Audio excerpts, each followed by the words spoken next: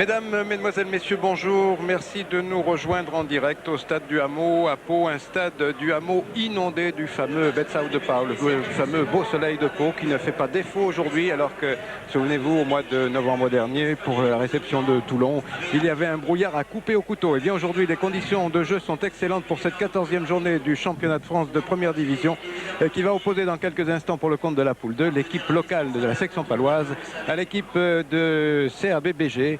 CAB Bègles Bordeaux-Gironde. André Boniface, bonjour. Je pense que toutes les conditions sont réunies aujourd'hui pour un bon match. Oui, je crois qu'aujourd'hui on va assister à un bon match parce que finalement les deux équipes sont bien placées et je crois qu'elles ont toutes à gagner à fournir un jeu intéressant et à savoir vraiment où elles en sont en ce moment car ça fait un moment quand même que les équipes n'ont pas joué un championnat. Tout à fait. Alors on va tout de suite voir la composition des équipes en attendant l'arrivée des joueurs qui ne saurait tarder. Nous allons commencer par l'équipe qui reçoit la section paloise. Donc là, a priori, l'équipe se présente dans la meilleure composition possible. Il n'y a qu'un absent de marque. Il s'agit de Triev qui, vous le savez, est toujours blessé au cervical. Mais enfin, apparemment, ça va beaucoup mieux. Il espère reprendre très prochainement. Vous voyez cette composition d'équipe avec donc Brusque à l'arrière, Bernat Salle, Dantiac, Leloir, Martin. C'est une ligne de trois quarts qui est relativement assez jeune. La charnière Ocagne et Taurossian. Ocagne, c'est un nouvel international. D'ailleurs, on peut dire qu'on a une charnière ici entre l'ouvreur de Pau et le demi de mêlée de Bègles, puisque c'est Guy Akos-Eberi, nous le verrons dans un instant. En troisième ligne, Caisse, Rolles, Baquet, Laguarde et Cléda en deuxième. Première ligne, Morin, Rey et Bria. Là, ce sont des vieux briscards qui sont dans le pack d'avant de la section paloise. Beaucoup d'expérience, beaucoup de métiers. Ils devraient nous le prouver tout à l'heure. Les remplaçants, vous les voyez, du 16 Payet-Mallier, Vignolo, Mentière, Balex et Etcheto, alors que les entraîneurs sont Francis Létat et Jean-Louis Luneau. Du côté de Bègles Bordeaux-Gironde maintenant, là aussi la composition de l'équipe est prometteuse. Nous avons à l'arrière Fautou, ligne de trois quarts, Bouissier, Loupsin, Slafort, Ossard, que des jeunes loups. Ce sont des garçons qui sont champions du monde universitaire depuis le mois de septembre l'année dernière. D'ailleurs, c'est partagé, il y en a 5 dans chaque équipe. Donc c'est l'avenir du rugby qui est sous nos yeux aujourd'hui. En troisième ligne, en fait tout d'abord la charnière Akos-Eberi et Carré. Troisième ligne, Conchy, Baraguet, Alibert. Lemeur et Brouzet en deuxième ligne. Encore un jeune champion du monde universitaire. Colazo, Dehaze et Surgens, encore un autre universitaire champion du monde. Oui, il y a du beau monde. Et la section paloise fait son entrée sous les acclamations du public. La section paloise qui suit directement l'entrée donc de son adversaire, le CAB-BG. Beaucoup de monde cet après-midi au stade du Hameau et c'est de bon augure. Donc il faut le dire, c'est le souligner, c'est un petit clin d'œil. Cette journée est placée aussi sous le signe de la nature et de la chasse, puisque la Fédération départementale des chasseurs des Pyrénées-Atlantiques est partenaire de cette journée.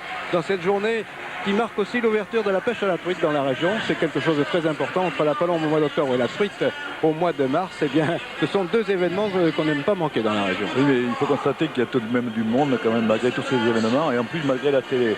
Car beaucoup de clubs craignent que la télé enlève du monde, mais c'est pas vrai. Les gens des alentours, ils aiment ils ont leur place réservée, ils aiment être à leur place et regarder le match de visu. Et je voudrais dire aussi que c'est la fête des femmes aujourd'hui. Ah, bien entendu. Oui, j'avais peur que ce soit les femmes qui jouent. Et puis je pensais qu'on allait faire donner le coup d'envoi par une femme, mais non, je ne sais pas qui c'est qui l'a donné là. Mais non.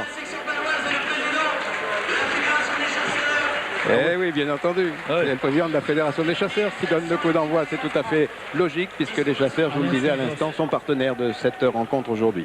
Toujours est-il que le coup d'envoi va être donné par Bègles qui va donc jouer à gauche sur votre écran avec le maillot à damier que voici.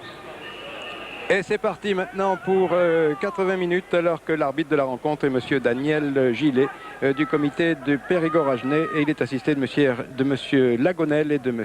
Charles Cabos.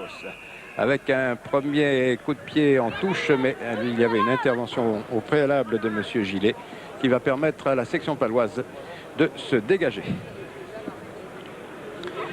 Ah, les conditions sont tout à fait exceptionnelles. Il y a par moment un très léger vent qui tourbillonne un petit peu, mais enfin il est absolument pas gênant. Tout à l'heure il n'y avait rien du tout, il suffit de regarder les drapeaux de touche et il y en a juste un seul qui flotte sur les 4.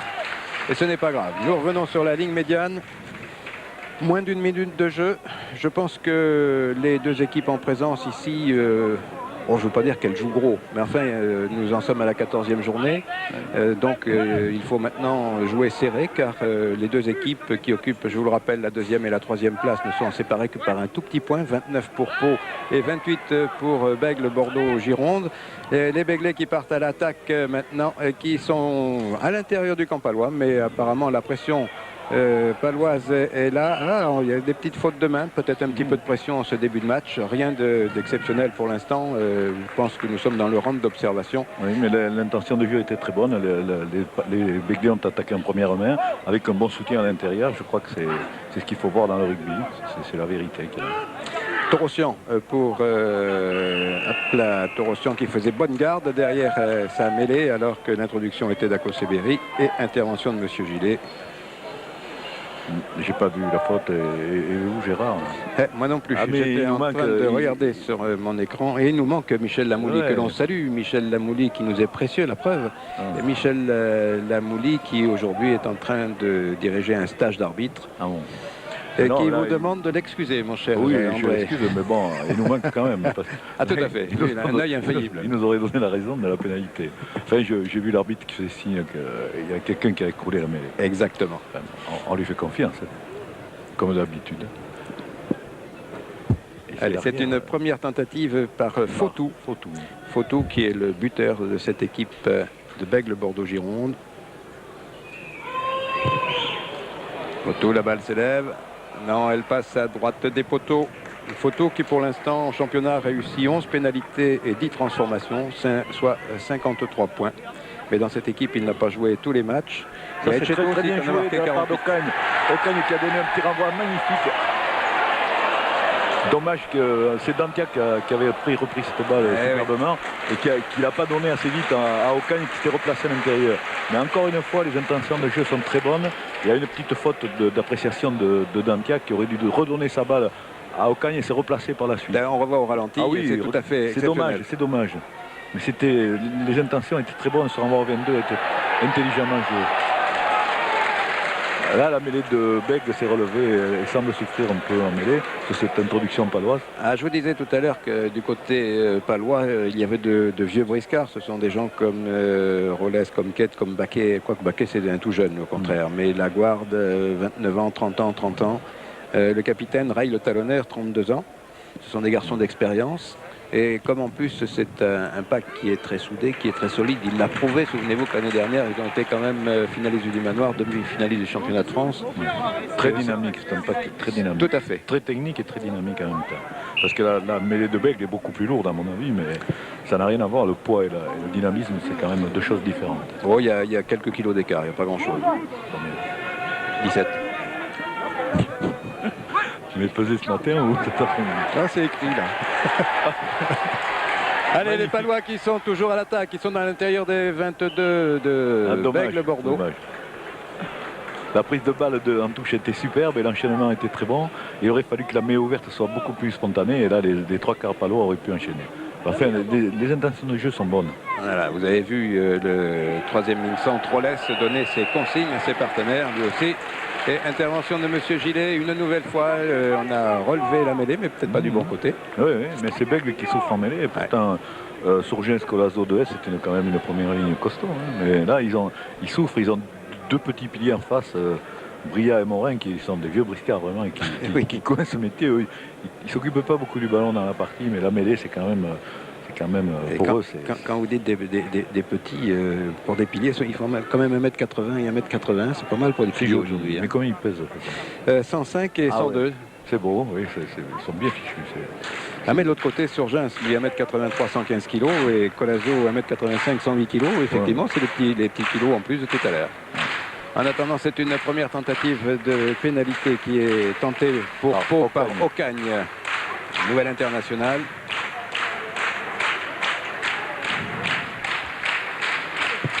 Lui aussi, champion du monde universitaire en septembre dernier. Une balle qui passe à gauche cette fois-ci. Complètement. Les deux équipes sont donc à égalité avec une tentative ratée. Et toujours 0-0, alors que l'on joue depuis 5 minutes 30 dans cette première mi-temps.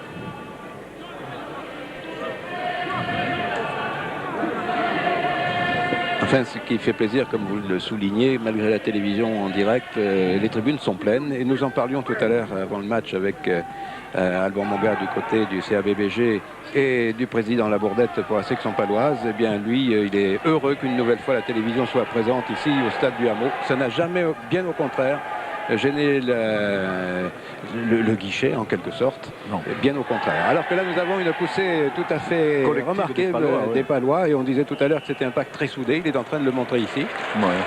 Ils se sont beaucoup plus vite regroupés sur la balle, alors que la balle était en position des bégués. Le gars était complètement isolé, et là la pression paloise est arrivée et les a enfoncés complètement. Ce qui fait que l'introduction est à l'avantage de la section paloise. C'est une balle qui peut être très très importante, très intéressante à jouer. Moi je verrais bien un côté fermé avec Brusque là, lancé bien lancé à droite. Ça peut être un bon coup. Voilà, c'est super joué, super bien joué. Il faut le jouer à l'extérieur, un peu plus à l'extérieur. Voilà, Torossian qui avait pu récupérer cette balle. Pour l'instant, ce sont toujours les Palois qui ont la maîtrise du ballon. Voilà un ballon qui sort pour Ocagne. Ocagne, un petit coup de pied dans le dos de la défense béglaise. Une balle qui... Attention, c'est laissé. Premier essai de cette rencontre après 7 minutes de jeu et un coup de pied tactique de Ocagne dans le dos de la défense béglaise, tout à fait remarquable. Et c'est Yannick Martin qui marque ce premier essai de la rencontre. Oui, c'est un essai comme on a marqué l'équipe de France depuis le début du tournoi, entre autres par sur un rebond énorme contre les Gallois et puis samedi dernier par l'ailier Le Flamand sur un coup de pied à suivre aussi. Les ailiers adverses, les ailiers en défense ne sont pas très attentifs, je trouve. Oui, c'est vrai que Bouissier a manqué un petit peu de réussite ou de concentration sur cette maîtrise de balle. C'est vrai que c'était un ballon qui est arrivé sur la pointe. Donc il faut garder un peu plus de retrait et rentrer vers la balle plutôt que courir en arrière comme il l'a fait et être pris par le rebond. Là, à mon avis, ils se placent trop à plat et ils se font déborder par le ballon qui leur passe au-dessus. Le coup de pied d'Ocagne était intelligent et très très bien placé. Et il va essayer d'en mettre un autre maintenant avec cette transformation. Ocagne qui pour l'instant a réussi 20 transformations dans ce championnat de France. Une balle qui s'élève fort bien. Je suis juste dans l'axe, moi elle est sur le poteau. Ouais, j'aurais pas aimé être arbitre de tout. Non, surtout qu'ils avaient le soleil en plein dans les yeux pour pouvoir juger sur la trajectoire du ballon. Toujours est-il qu'ils n'accordent pas cette transformation. Gérard. Et Pau mène 5-0. Oui, François. Oui, on est en compagnie de Jean-Louis Luneau. Jean-Louis Luneau, on est dans les 6 premières minutes. Pau marque un essai et bon début de match. Ouais, je crois qu'on a fait une entame idéale devant cette équipe de Bègle, qui vient pour chercher des points. Je crois que marquer un essai maintenant, c'est parfait. Maintenant, attention au relâchement, attention à la réaction de Bègle, parce qu'on sait qu'à chaque fois, il y aura réaction de l'équipe adverse, donc soyons vigilants. Les mêlées, vous en dites quoi? Pour le moment, ça se passe bien? Je crois qu'on n'est pas trop mal. On a 2 pénalités sur 2 mêlées où on fait relever la première ligne béglaise. Je crois qu'on n'est pas trop mal pour l'instant. Essayons d'améliorer encore ce secteur. Merci Jean. Bon, eh bien nous allons voir. Et si amélioration possible. J'aime bien les entraîneurs de Pau.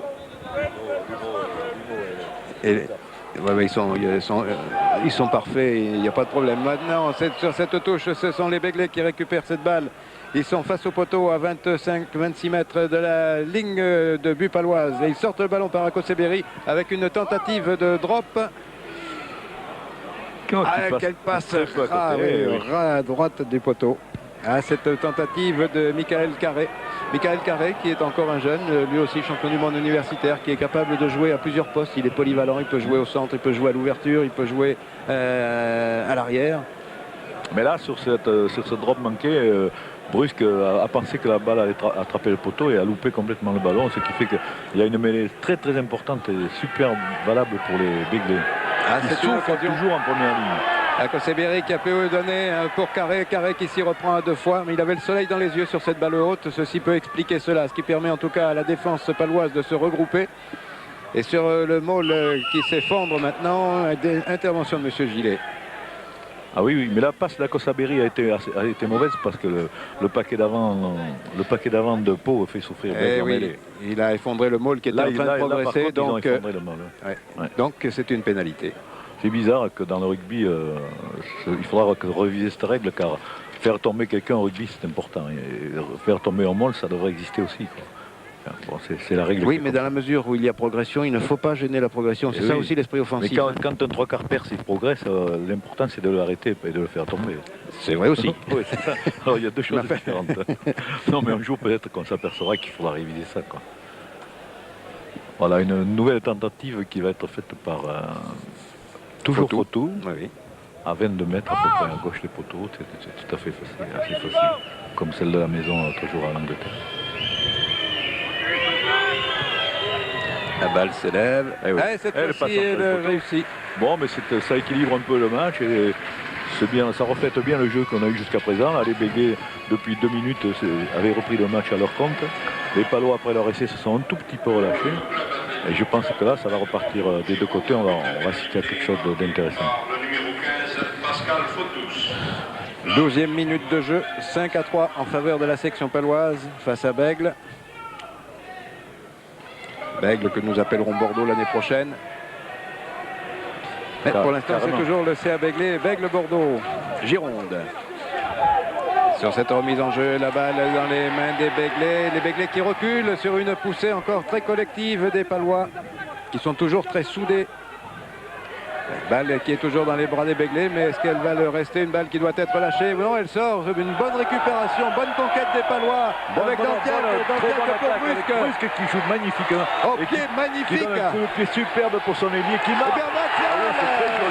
Bernard Salle, telle une flèche, qui a retrouvé tous ses moyens dans le tout petit couloir. Il est arrivé à fond de train pour se saisir de cette balle. Et c'est le penchant de tout à l'heure de l'essai de Martin. Encore une faute peut-être de concentration de la défense béglaise. L'attaque paloise a été super bien jouée. Il y a eu une belle fixation d'Ocagne et une superbe attaque avec l'arrière intercalé. C'est Brusque qui fait toute la différence, qui déborde tout le monde et qui donne à l'arrière tape offre un coup de pied à son ailier. Bernard Salle, c'est la flèche du rugby français. C'est à mon avis l'ailier le plus rapide. Et alors Bouissier n'a vraiment pas de chance. C'était lui qui était tout à l'heure de l'autre côté. C'est encore lui qui est là sur cette réception. Oui, mais il se fait souffler 2 fois la balle et pour 2 essais, c'est cher. Oui, mais là l'attaque paloise était très très bien jouée. Elle était magnifique. Et je voudrais dire qu'encore une fois, on prouve qu'au rugby, on peut jouer en première main. Et là, les Palois ont prouvé qu'on pouvait marquer de beaux essais de 3 quarts. Ça, c'est très très beau. Et à l'arrière, Brusque a des superbes qualités. Alors ce qu'il faut quand même remarquer aussi, c'est que, oh là c'est bien parti, non, encore un peu à gauche, Ocagne n'est pas en réussite aujourd'hui, toujours donc 10-3. Ah oui, cet essai est très beau, il est collectif, il a beaucoup... Ah puis c'est surtout sur une balle qui a été conquise dans les mains de l'adversaire. C'est Cléda qui a arraché ce ballon. Cléda, il paraît que c'est un drôle de gaillard devant, il n'est pas impressionnant comme ça. Et ça aussi, c'est encore un jeune, il est champion du monde universitaire. C'est un battant, il a arraché le ballon dans les mains des Béglés. Assez grave de la part de Bègle d'avoir perdu ce ballon. Thierry Cléda, 1m91, 105 kg. Oui, c'est pas un monstre. 26 ans. Oui, c'est ça.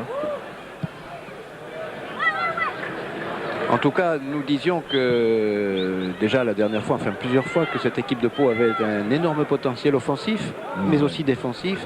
Et on est en train de voir enfin des possibilités. Alors, je ne sais pas si nous allons le voir, les vérifier jusqu'à la fin de cette rencontre. Nous le souhaitons des deux côtés, de toute façon. Gérard, que Bègle vienne aussi au niveau des Palois en attaque. Déjà, on s'est régalé là pendant 10 minutes. Ouais, c'est magnifique. Mais Pau, avec l'État, je sais qu'il en bouffe des passes, des centaines et des centaines d'entraînements. Hein. Vous savez, souvenez-vous, au mois de novembre, il y a eu une passe assez pénible pour les Palois qui étaient entrés en fanfare dans la Coupe d'Europe en marquant 85 points devant une équipe qui finalement n'était absolument pas au niveau. Peut-être que tout le monde a cru que c'était arrivé.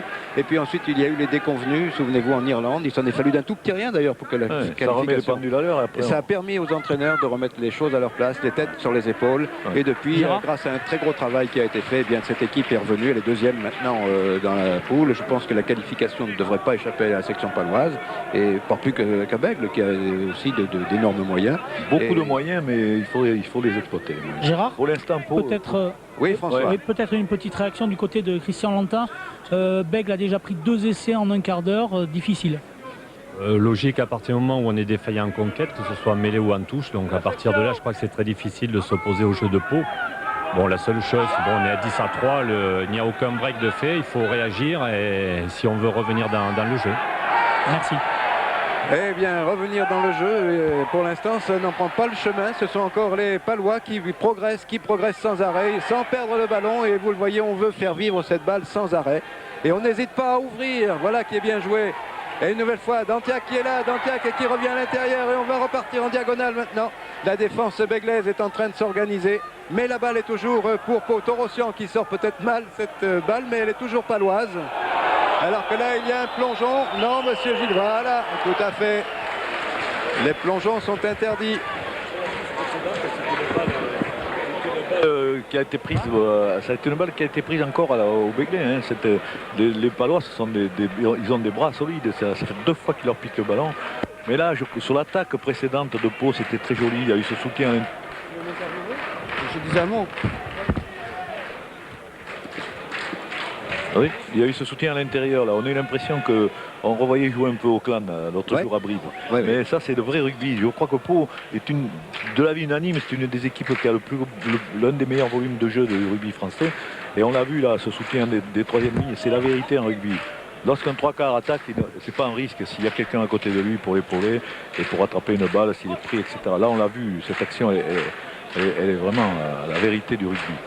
Troisième tentative de pénalité pour David Ocagne, cette fois-ci presque face au poteau, au-delà de la ligne des 40 mètres, 43-44 mètres à peu près.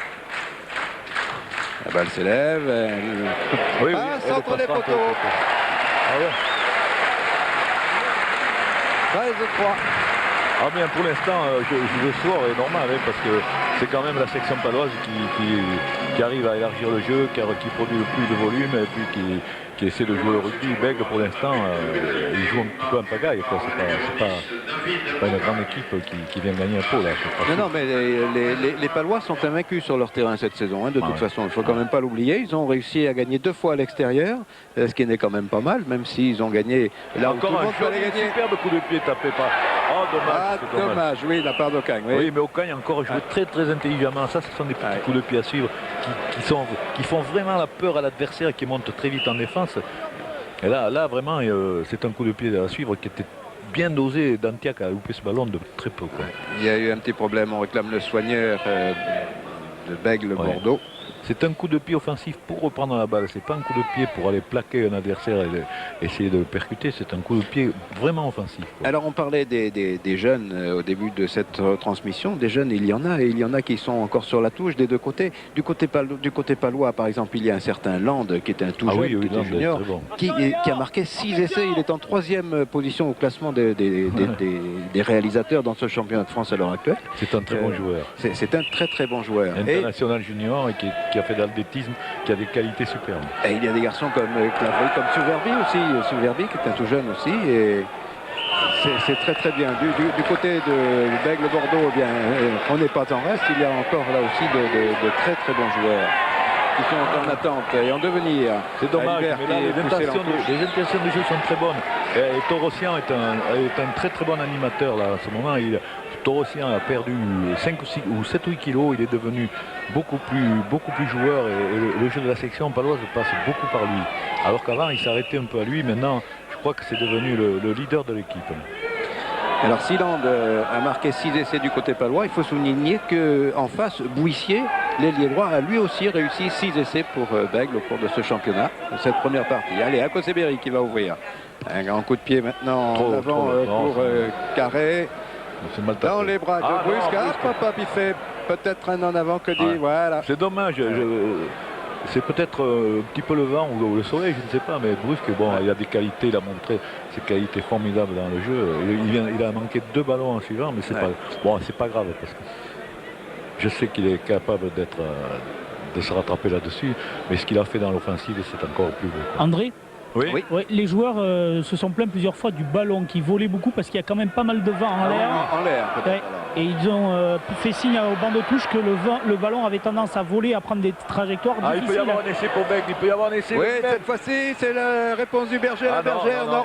Je crois que le Palois a touché juste devant. Oui. Et c'est Bouissier précisément qui était malheureux tout à l'heure sur les 2 coups. Bouissier qui a déjà réussi 6 essais, qui était en passe d'aplatir. Il s'en est fallu de quelques millimètres. Mais peut-être que le joueur de Bègle aurait pu donner ce ballon à la main. Je pense que Carré, qui est l'ouvreur de Bègle, a fort bien joué.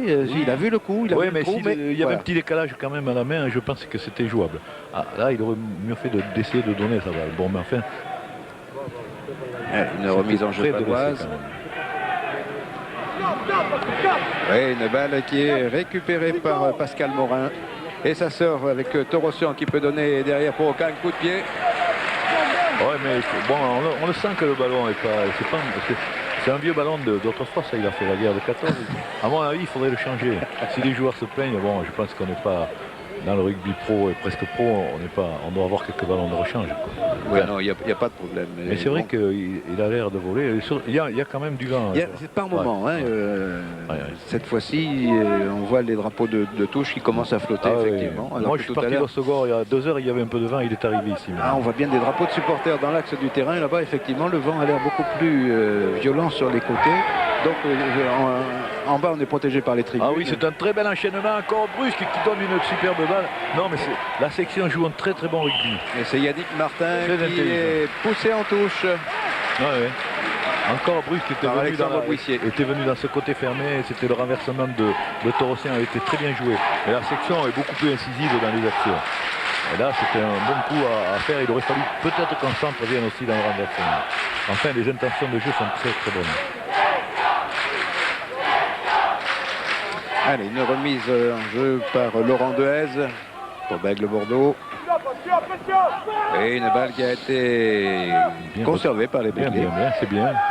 Béglés qui ouvre maintenant avec Michael Carré, une balle en cloche. Bien, superbe, qui donne bien sa balle en pré. Oh, il y a toujours un soutien. Bernard Salle s'infiltre bien. Ah, c'est bien joué, c'est très, très bien. C'est ce que vient de faire Brusque, c'est tout à fait le style d'intervention à la Dourte. Ouais, non, oui, c'est Dourte, mais il n'a pas ce gabarit-là, mais il est quand même fort. Là, l'arbitre a dit que c'était involontaire, mais il aurait peut-être pu donner même une pénalité. On demandera à Michel quand on l'aura. Enfin, le joueur de Bègle a rayé une attaque presque volontairement avec la main. Bon, enfin. Mais Pau a des intentions de jeu superbes. Ils ont toujours quelqu'un replacé pour relancer et c'est bien. Alors si vous prenez cette retransmission en cours, sachez que nous jouons depuis 22 minutes dans cette première mi-temps. Première mi-temps qui oppose Bègle à droite sur votre écran, à gauche sur votre écran à la section paloise. Et celle-ci mène 13 points à 3. Ah, c'est joli encore, c'est très joli. Bègle qui empate avec Dantias, avec Brusque, c'est magnifique essai. Réussi une nouvelle fois par Yannick Martin. Oui.